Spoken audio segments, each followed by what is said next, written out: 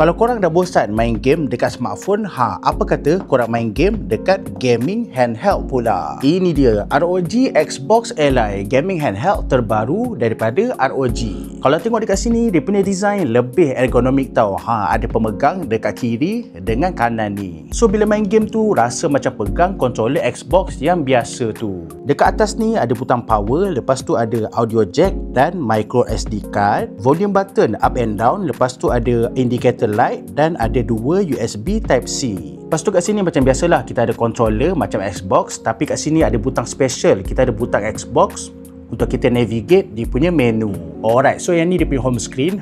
Cuba tengok, dah macam PC kan, sebab dia run Windows 11. Yang ni pula dia punya spek. Dia punya processor AMD Ryzen Z2A. Dia punya RAM pula 16GB. Lepas tu dia punya storage 512GB.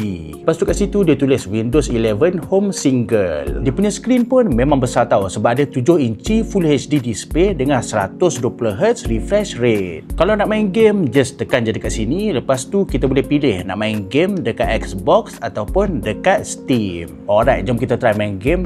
Sekarang aku tengah main game Hogwarts Legacy tau. Memang best weh game ni. Alright, so macam ni per game dia. Cuba tengok dia punya grafik. Not bad kan? Macam main dekat PC. Wah, cuba tengok tu. Siap boleh terbang lagi. Aku memang sukalah pemandangan dekat game ni. Memang luas weh. Ya.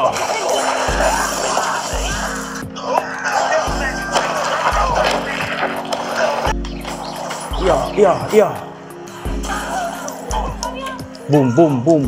Yeah. Lepas tu aku ada beli USB hub macam ni tau. So kalau kita cocok dekat Type-C ni, kita boleh letak lebih banyak peripherals. Contohnya aku nak main game 2 orang, so kita ada 2 controller dan ada 2 USB, boleh letak je dekat sini. Lepas tu dengan kabel Type-C tu HDMI, aku boleh gunakan TV untuk display yang lebih besar. Pada pendapat aku, ROG Xbox Ally ni memang best kalau korang gamer tapi malas nak buka PC, so korang main je game dekat sini. Kecil pun kecil, design ergonomik, senang nak pegang, lepas tu mudah nak bawa pergi mana-mana.